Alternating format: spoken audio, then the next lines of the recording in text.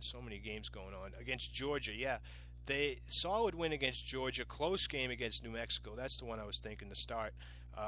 58-56 against New Mexico. Now they got to go into a Valpo arena here, where Valpo has thrived this year to the tune of 16-1, outscoring their opponents by, get this, 19 points a game at home this year. Pretty damn impressive. On the injury tip, nothing new. You look at St. Mary's on the road, averaging under 70 points a game, only giving up 62 though. What do we got for a total on this one? Let me see. What is the total on this? 133. As much as I like it, honestly, these late season games, you don't know. Look at the San Diego State game. I mean, we cashed all year with the second half unders, the unders to the games, and that game was ridiculously paced last night. Didn't really have a chance from the second that second half started. This one, you would think that it probably stays under, that both teams creep into the 60s. However, it could hit at 136, and you could be screwed there. Maybe you hope for a fast start and you get a better adjusted number at half or something, but I'm not too sure. Next game, Creighton going into BYU. Creighton, sort of tale of two teams, home and away. You look at Creighton on the road this year, 6-9 as opposed to 14-5 at home or something like that, and BYU at home basically unbeatable at 15-2 this year, outscoring their opponents by, get this, 18 points per game. Yes, I understand the division and all that, but still some impressive numbers. BYU, notoriously not a great tournament team. ATS 5-14 over the last 3 years. And you look at Creighton in the NIT, 2-0 this year. But before that, nothing to write home about, to the tune of 1-7 ATS. It's things you got to be careful when you're playing these games. Who's got max effort? Who wants to? Obviously, seniors want to play good if they're playing in their own building here for the last time. But road teams you got to watch out for. However, Florida have been proven that they've been getting the job done on the road. So we shall see. And then, of course, we got San Diego State tomorrow and stuff like that. So a few games tonight. But what I really wanted to get into for you guys, and again, if you guys don't know and you're not involved in golf, let me tell you, I guarantee you, if you bet golf, okay, especially this upcoming week where it's match play, where guys are going head to head, real exciting golf and stuff. If you haven't got involved in it, do it now. I'm telling you. And we're going to have Kurt Lauderdale back on the show tomorrow to go over that stuff. He had a great week with matchups last week. The futures he gave out were so damn close. Like, if you were involved in it, you know what I mean. Like, ridiculously close. All great picks. But we'll get him on. Very exciting stuff. We got the Masters coming up in 2 weeks at a good time when college basketball's slowing down. Baseball's just barely starting up.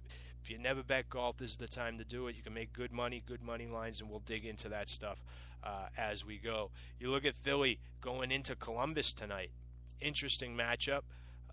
Philly's been playing hot, trying to hold on to that playoff spot. You got Columbus on the other hand, who's just struggling offensively big time. Other than the one good showing against New Jersey, they haven't been doing well at all. They are 4-6, but most recently 1-4 ATS over the last 10. Philly 7-2 straight up, including 3-0-1 on the road. Very impressive numbers. However, certain teams just don't win against certain teams, and Philly is definitely one of them. You look at Columbus overall over the last 10, 8-2 against Philadelphia, and when you look back at home, they haven't won there in quite some time now. I think it's 9 straight. Certain teams, certain goalies just don't like certain buildings, and that's the case. Otherwise, I would say take the hot team in Philly, but very wary of that one. But we do have some good ones today. And I've been bitching over the last 10 days.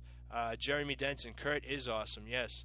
I've been bitching at the last 10 days, with client plays with hockey. They we haven't had any great spots. I don't think we're losing money in hockey, but it's just, I really wanted, when you're rolling in a sport, you want to be able to continue to bet them, but the spots weren't there, and I was just waiting. And then, the matchups came out last night for tonight, looking at the schedule, and it was just like, tonight makes up for the past 10 days as far as good spots. The first of which, and I'll be giving out my hockey client plays for free on the show today, if you haven't noticed. So be ready for that. And this is the first one. If I'm going to strangle my dog. Buffalo going into Carolina. Carolina favored 155 total, sitting at 5. Interesting fact about this one: last 10 times, and even if you go further back to that, actually 9 straight if you want to just pump it up. 9 straight games, all games had 5 or more goals in it in this matchup. Again, some teams, it's just how it goes. You look at Carolina, defensively haven't been playing great. They've allowed 2 or more goals in a whole bunch of straight games.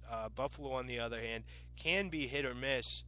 They're not great on back-to-backs. You look at that Toronto game, most recently they only scored 1 goal. But other than that, they're good for 2 or 3 goals a game. And Carolina also, they sort of been trucking along a little bit, getting 2 or 3 goals a game. As far as this one, I like the over. As long as you get it at 5, it wouldn't surprise me if it's a 3-2 game. It really wouldn't, but just something to think about. You look at the Washington Ottawa game. Ottawa's been playing great defensively, stifling.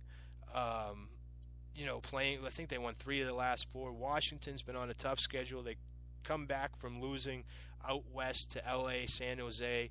They come back home, win a couple, go back out on the road for an early Sunday game against Pittsburgh, lose that one 6-2, and back home now. So the travel out of their system, should they probably get this done? Yeah. Should you expect a good defensive effort out of the both of these guys? Yes, I would definitely say so. You look at Ottawa versus the division, the under's 19-9. Pretty impressive numbers there. And in Washington's last 10 games, only 3 have gone over. You look at head-to-head, trends towards the under. I think it's like 7 of the last 10 that they've played have gone under. Both good defensive teams sort of fighting it in. I think Washington settles down in that game, sort of gets back on track. Next one, and I know I'm flying through these guys, but bear with me here. Detroit, Tampa Bay. And here's another one where you get two playoff teams going at it. I think they played a couple weeks ago. We were on it. Tampa Bay won that game 3-1. You look at this one. I go back pretty far here in this series to find a game where both teams scored more than 3 goals. Where it was like a 4-3 type game. Doesn't happen much when these two get at it. The highest scoring one I see was in the playoffs back in April. Tampa Bay won a game 5-2, and then to start that playoff series, they won the game 5-1.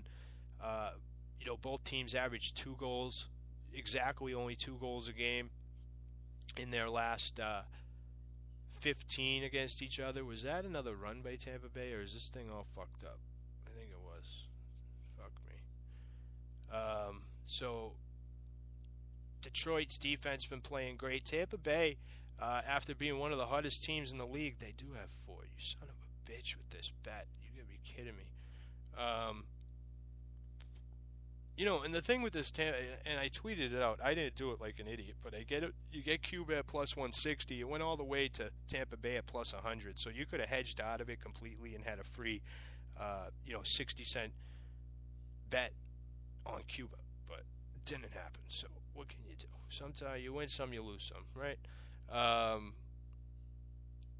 Again, back to this Detroit-Tampa Bay game. Detroit's power play, actually I shouldn't say, against Florida it was decent, but before that it's been horrific. And you want to talk about a bad power play, you look at Tampa Bay, 1 power play goal in their last 7 games, just absolutely horrific numbers. You look at Tampa Bay's penalty killing, though, haven't allowed a power play goal in their last 4 games.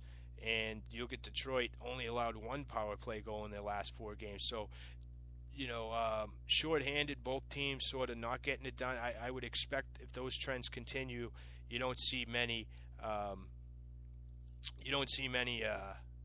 power play goals tonight. Also, another game that I'm leaning towards the under on. Like I said, we had it last time when they played. It was 3-1. Lightning ranked 4th in defense overall in the league. going up, against a decent Detroit defense. They're pretty decent. So that's where we're at with that one. Detroit under.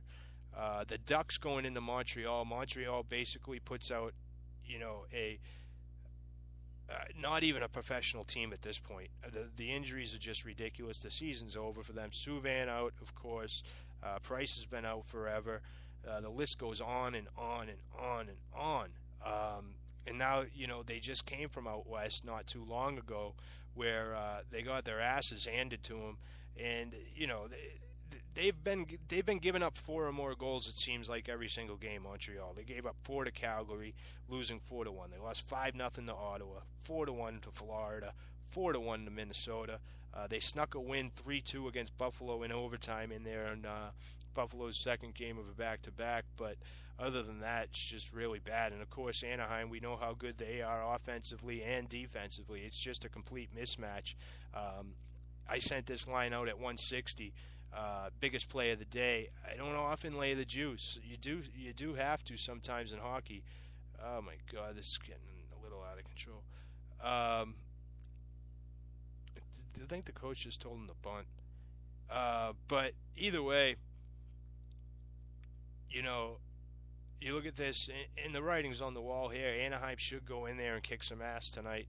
I like them a lot. Lay the lumber, maybe parlay it with something. Do what you want.